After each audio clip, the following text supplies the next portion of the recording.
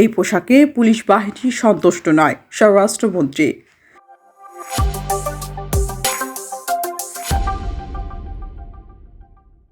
স্বরাষ্ট্রমন্ত্রী সালাউদ্দিন আহমেদ বলেছেন, পুলিশের বর্তমান পোশাকে পুলিশ বাহিনী সন্তুষ্ট নয়।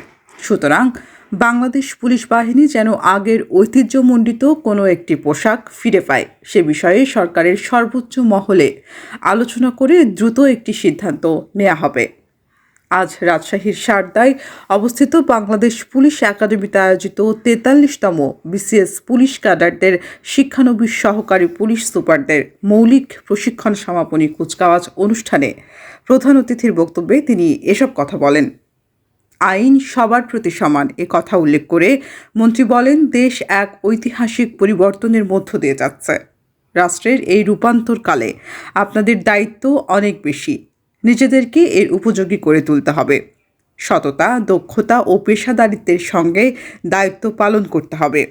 পুলিশের আচরণ হতে হবে মানবিক ও আইনের প্রতি গভীর শ্রদ্ধাশীল। মনে রাখতে হবে, চেইন অব কমান্ড, শৃঙ্খলা, আনুগত্য ও সমন্বিত নেতৃত্বই একটি বাহিনীর মূল শক্তি। আইনের চোখে সবাই সমান, হোক সে কোনো রাজনৈতিক কর্মী বা সাধারণ কৃষক। স্বরাষ্ট্রমন্ত্রী আরও বলেন, দেশের আইনের শাসন প্রতিষ্ঠায় পুলিশের ভূমিকা অগ্রগণ্য। বর্তমান সরকার বিশ্বাস করে, পুলিশ কোনো বিশেষ দল বা গোষ্ঠীর লাঠিয়াল বাহিনী নয়।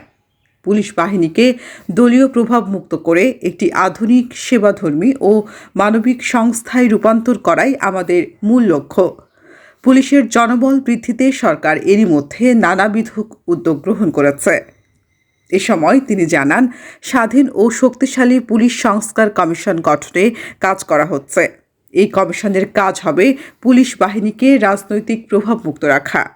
বক্তব্যের শুরুতে মন্ত্রী মুক্তিযুদ্ধের শহীদ, স্বাধীনতা যুদ্ধে অংশগ্রহণকারী মুক্তিযুদ্ধের ঘোষক জিয়াউর রহমান এবং জুলাই গণ অভ্যুত্থানের শহীদদের গভীর শ্রদ্ধায় স্মরণ করেন।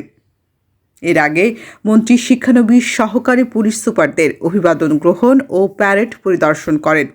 পরে প্রশিক্ষণ শেষে বিভিন্ন ক্যাটাগরিতে শ্রেষ্ঠত্ব অর্জনকারীদের হাতে তিনি পুরস্কার তুলে দেন। উল্লেখ্য, ২০২৫ সালের ১ মার্চ শুরু হওয়া এই প্রশিক্ষণে মোট ৮০ জন কর্মকর্তা অংশ নেন। এর মধ্যে প্রশিক্ষণ সম্পন্ন করেছেন ৭২ জন। উত্তীর্ণদের মধ্যে নারী ক্যাডার ৬ জন এবং পুরুষ ক্যাডার ৬৬ জন।